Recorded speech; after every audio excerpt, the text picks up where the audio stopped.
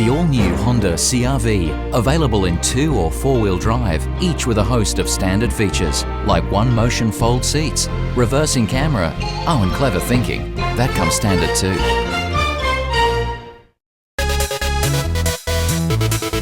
Round 13 of the ANZ Championship passed off in Brisbane, with the New South Wales Swifts looking to take the scalp of another top 4 contender, the Queensland Firebirds. The Thunderbirds hit the court in Adelaide against the Northern Mystics after their bye round, and it was top versus bottom on the ANZ Championship ladder. The late game on Sunday was the match of the round, with the third-placed Melbourne Vixens on Kiwi soil to take on the defending champions Waikato Bay of Plenty Magic. And Monday night netball rolled into Porirua with the Central Pulse taking on the Tactix, while Perth was the host to the final match of the round with the West Coast Fever taking on the Southern Steel. So let's check out all the action.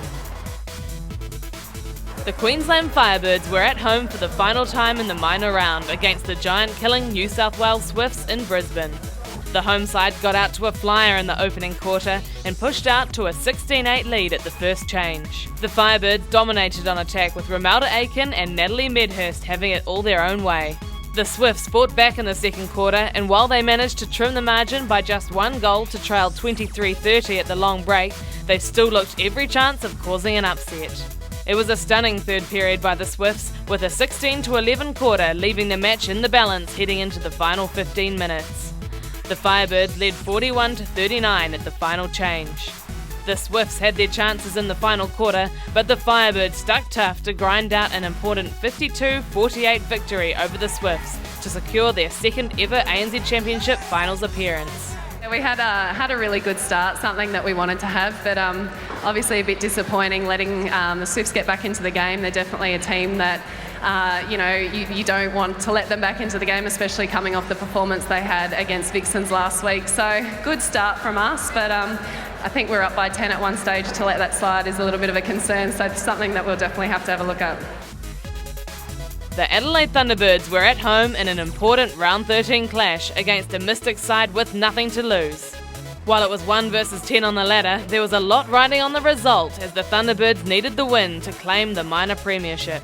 The Mystics stunned the home side in the opening 15 minutes, with Bailey Mears unstoppable under the post, helping the visitors to a 15-9 quarter-time advantage. The Thunderbirds stemmed the flow in the second quarter, but only pulled the margin back by 1 goal. An upset looked on the cards at half-time, with the Mystics leading 28-23 and the Thunderbirds seemingly with no answers in defence. The ladder-leading Thunderbirds stormed back in the third quarter, finding greater access to Carla Borrego, and the introduction of Kate Shimon helped rocket the home side to a resounding 23-12 advantage. It was another total demolition by the Thunderbirds in the final 15 minutes, but the big surprise was Catherine Latu's introduction at goalkeep. But it was the Thunderbirds who ran it home with an impressive 18-8 quarter to claim their first ANZ Championship minor premiership, taking the match 64-48. We seemed to like, lying down for a half. But look, credit to the Mystics. They played beautifully in that first half and we had no answers. Disappointing, the senior players were just making very uncharacteristic mistakes and they clawed their way back into it. But, when we brought Shimo on, she just lifted the whole team and then they rolled out the party tricks to finish off with. So very frustrating and we've got a lot to work on, but that's a good thing that it's not all smooth just yet. Claudelands Arena in Hamilton hosted the match of the round, with the Waikato Bay of Plenty Magic taking on the Melbourne Vixens in a rematch of last year's grand final.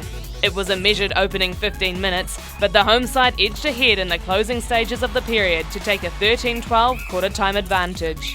It was a high-scoring second period, with both sides having their chances, but it was the Magic who held a narrow 29-26 half-time lead. The Vixens fought back hard in the third quarter, with Tegan Caldwell shooting 10 from 10, edging her side closer to the defending champions at the last change.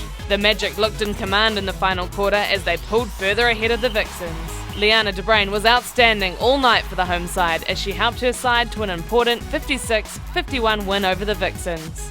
It was really tough. They've got one of the top defence combinations in the league, so what was great was we showed patience, we had variety, we had the circle edge stuff, we had the off circle edge stuff, so not a bad effort. The Central Pulse were at home in Porirua against the Tactix in round 13, looking for their 7th win of the season to keep their slim finals hopes alive. The Pulse surprised with the inclusion of Paula Griffin at goal shooter in her first start of the season, and she was on fire in the opening period with 13 from 14. The Pulse dominated the opening stanza, taking the quarter 22-12. It was another high-scoring second quarter, with the Pulse piling on 19 goals to 14, with the long-range passing by both sides a feature of the first half. The home side held a commanding 41-26 lead at the long break. The Tactix came storming back in the third period, picking up some great ball in defence and making the most of their opportunities at the other end to take the quarter 20-16. The Pulse regained the ascendancy in the final 15 minutes to win the quarter by 3 and in the process recording their highest ever ANZ Championship score, winning the match 73-59.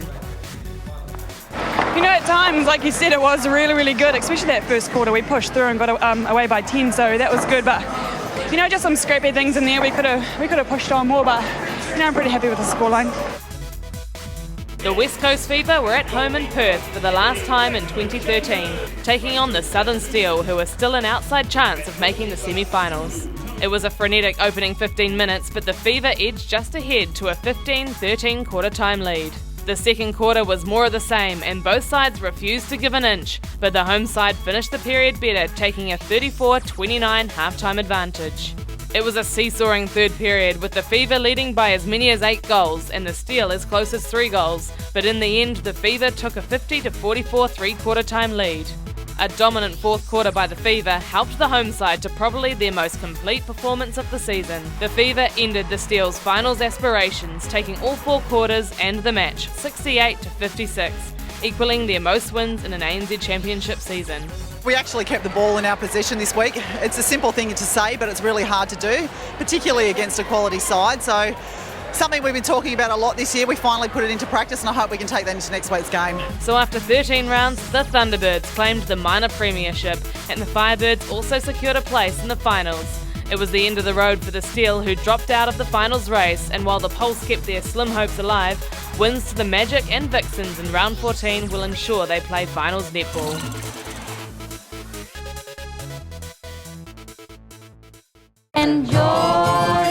With push-button start, auto-rear sunshade and lane watch blind spot camera, the all-new Honda Accord. Why wait to have it all?